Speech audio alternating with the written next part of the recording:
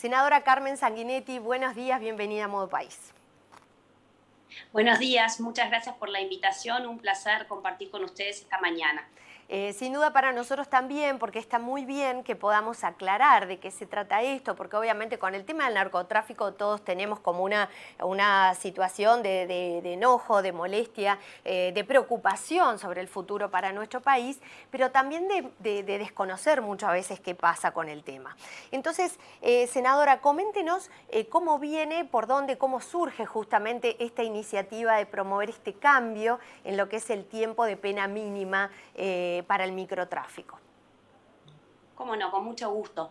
Nosotros lo que estamos proponiendo es una modificación muy puntual, muy específica, que como tú bien decías, hoy el mínimo para aquellas personas que ingresan estupefacientes a distintas instituciones tienen un mínimo de 4 años.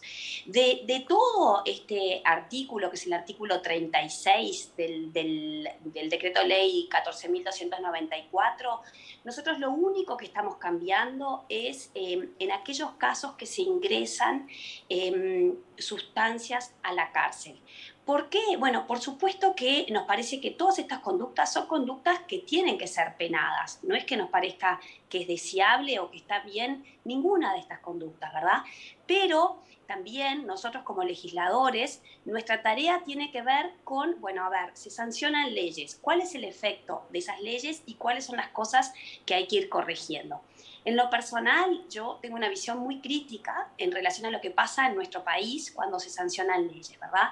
Tenemos muchísimas leyes que han sido sancionadas que no cumplen con el objetivo deseado, que no cumplen con el objetivo para el cual fueron sancionadas, y las leyes quedan ahí, ¿verdad? Puedo nombrar muchos ejemplos. Uno en el cual estoy trabajando es el tema del ingreso de personas con discapacidad al Estado. Sobre esa hicimos un conversatorio. Es una ley que la última lleva 12 años de vigencia y bueno, no ha cumplido con el objetivo. Entonces, en relación a esta modificación que estamos proponiendo, es una modificación, yo diría, quirúrgica, muy específica. Quitamos la palabra cárceles del inciso quinto y luego agregamos que, bueno, que esta es una conducta que tiene que ser castigada con una pena de 12 meses de prisión a 5 años. ¿Por qué? Bueno, porque justamente este proyecto de ley se llama armonización de la normativa penal. Nosotros entendemos que la normativa penal tiene que tener una coherencia, una armonización, y bueno, y en este caso, como tú decías, lo que estamos observando es que si hacemos un corte de septiembre del 2020 al septiembre del 2021, mientras que la población carcelaria en general aumentó un 9%, ¿verdad? La población femenina aumentó en un 26%. Esto muestra que específicamente son las mujeres las que muchas veces ingresan para sus parejas, porque cuando uno conversa con los operadores carcelarios, lo que ve es que a los hombres en general los visitan la madre, la pareja, la expareja, las hijas, mientras que a las mujeres en general no reciben visitas. Entonces, esta es una conducta que nosotros entendemos que tiene que ser castigada, pero con una intensidad menor, ¿verdad? Porque ¿qué es lo que estamos observando? Bueno, muchas veces estas son mujeres, como tú bien decías, mujeres vulnerables que tienen muchos hijos. Entonces, nosotros como Estado, ¿qué es lo que estamos intentando hacer? Bueno, resolviendo, entre comillas, y digo entre comillas porque lamentablemente sabemos bien que nuestro sistema penitenciario en su gran mayoría de las veces no logra rehabilitar a las personas, no logra cumplir con su objetivo, resolviendo un problema, y nos estamos comprando, y de vuelta uso comillas, porque realmente no queremos entrar en estigmatizar, pero sí es cierto que muchas veces estas mujeres son mujeres que tienen 4 o 5 hijos a cargo, y bueno, estos hijos son ingresados en dependencias del Estado. ¿Qué pasa cuando esos hijos salen dentro de 1, 2, 3, 4 años, ¿verdad? Nosotros tenemos que mirar como Estado la globalidad del problema, y por eso también incluimos en este proyecto de ley una modificación al Código del Proceso Penal, al artículo 228, en donde lo que estamos diciendo es que se va a considerar especialmente al imputado que tiene la guarda exclusiva de niños y adolescentes o de personas con discapacidad, justamente por este objetivo de mirar la globalidad del problema. Perfecto. Carmen, en esta globalidad se está viendo, por supuesto, claramente parte de las causas, las consecuencias, porque esto de que los niños terminarían en una institución también es una consecuencia que termina implicando muchos más elementos y muchas más facetas de nuestra vida en sociedad. Pero en estas causas, ¿qué sucede con justamente cuál es lo que hay que hacer para evitar esa llegada de la droga de mano de las mujeres presionadas o convencidas, no importa cuál sea el motivo, hasta la cárcel? Porque aclaremos, repito lo que tú dijiste al inicio, esta modificación solamente es en el caso de cuando la droga es ingresada a la cárcel, no lo que tiene que ver con los centros educativos, hospitalarios y demás. Entonces, ¿cuál es la propuesta y si es viable hacer una propuesta en ese sentido para trabajar en la prevención de esta situación? Sí, a ver, yo creo que indudablemente siempre los problemas complejos requieren soluciones complejas. Sí. Nosotros acá no estamos, y sería un atrevimiento de mi parte, pretender resolver una situación de este nivel de complejidad con una modificación legislativa de este tipo. Yo, respondiéndote tu pregunta, creo que acá estamos frente a un problema que, como todos, son multicausales y que requieren un abordaje integral. En lo que respecta a lo legislativo, en lo personal, como yo te decía, yo tengo una visión crítica por ejemplo, de que nosotros hoy en Uruguay nos regimos en el tema de estupefacientes por un decreto ley del año 74. Han habido modificaciones, han habido parches, pero la realidad es que esto, quienes integramos un rol legislativo hoy y en los últimos, no sé, 10, 15, 20 años, nos debiera interpelar, porque vaya si habrá cambiado la realidad vinculada a los estupefacientes del año 74 al actual. Entonces, para empezar, yo creo que necesitaríamos hincarle el diente a un marco regulatorio que esté adecuado con la realidad. A mí me tocó integrar en el mes de diciembre un panel organizado por Sara Durán y por varias personas vinculadas al derecho penal de la UDELAR. Ahí estaba la fiscal de estupefacientes Mónica Ferrero, ahí estaba la jueza Blanca Riero, y ahí estaba el grado 5 penalista Germán Aller. Digamos, habían un conjunto de expertos en esta temática, y justamente una de las cosas que abordamos es, o en lo personal, porque yo soy ajena a esta temática, soy relativamente nueva en lo que tiene que ver con el estudio de estos temas, y la verdad que una de las conclusiones es: no podemos tener un marco normativo así de antiguo, ¿no? Entonces, a veces nos pasa en nuestro país, y puedo poner como ejemplo, por más que no tenga nada que ver, el tema del teletrabajo, que es una ley que yo sancioné, que presenté un proyecto de ley en el año 2020, y bueno, ¿y qué pasaba con el tema del teletrabajo? Y se había eternizado la discusión de que era necesario un marco regulatorio, de que sí, eventualmente el teletrabajo era una modalidad creciente, mientras que Europa tenía un marco regulatorio del año 2002. A nosotros nos encontró la pandemia sin un marco regulatorio. ¿Y por qué? Y bueno, porque el teletrabajo como modalidad tiene aristas complejas, y sea este el marco regulatorio o sea otro, íbamos a tener que enfrentar discusiones duras, como la que tuvimos que enfrentar en relación a lo que es la limitación de la jornada.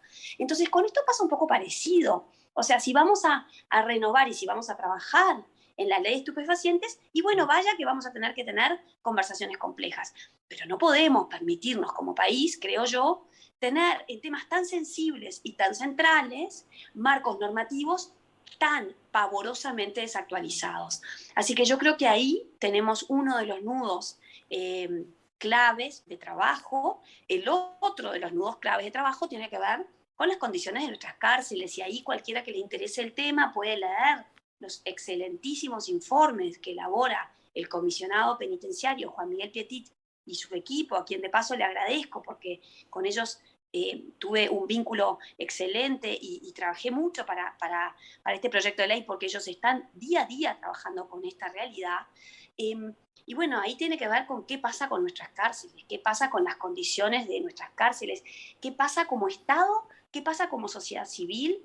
Yo al inicio, en el 2020, generé un conversatorio en donde justamente trajimos Estado, sociedad civil y empresas. ¿Por qué? Porque estamos intentando fomentar lo que es la contratación de las personas que salen del sistema penitenciario. Y en eso hemos avanzado desde lo normativo Hoy hay incentivos fiscales para aquellas empresas que quieren contratar liberados, pero también el Estado tiene una cuota de liberados que debiera contratar que no cumple. ¿No? Entonces acá, y la sociedad civil, que hay algunas organizaciones de la sociedad civil que aprovecho para felicitarlas y alentarlas en el trabajo que están haciendo. Hay organizaciones que llevan décadas de trabajo con voluntarios en las cárceles.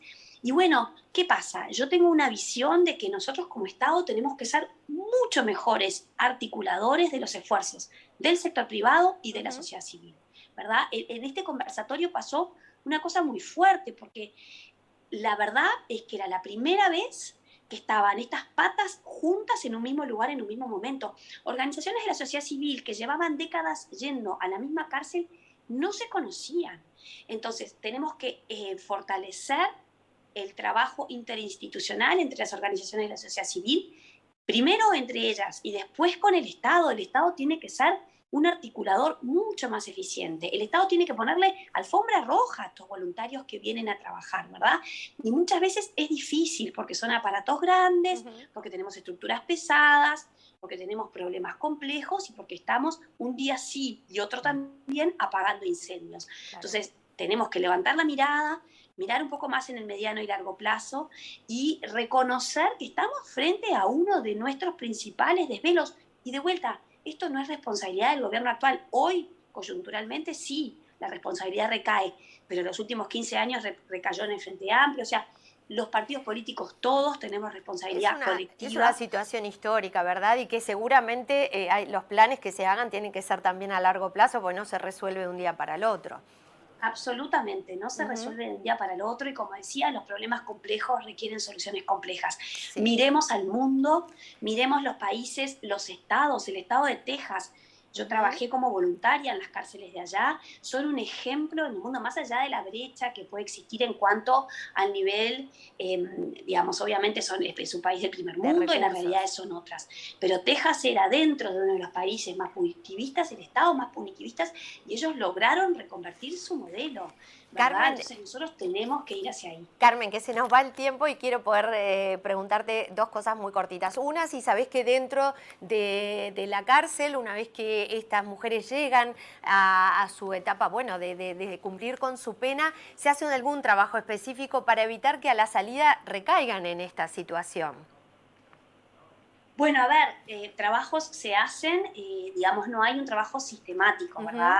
Eso depende mucho de, bueno, distintas condiciones, pero indudablemente, como les decía, en lo que tiene que ver con este tipo de conductas, en lo que tiene que ver con el tratamiento de adicciones, hoy sabemos que 8 de cada 10 personas que están en el sistema penitenciario tienen consumo problemático de sustancias, que es un tema, que es un desvelo para la sociedad afuera de la cárcel. Imagínense cómo será adentro, o sea, todos los problemas que una vez Juan Miguel Petit hizo una frase en un medio de prensa que decía, bueno, el viaje adentro de la cárcel es como un viaje adentro de la condición humana. Todos los problemas que están afuera en nuestra sociedad, en la cárcel, existen, pero de manera exacerbada, están como amplificados. Entonces, sí, hay esfuerzos que se realizan, no podemos minimizarlos, pero seguramente se tenga que trabajar de manera mucho más intensa que lo que se está trabajando.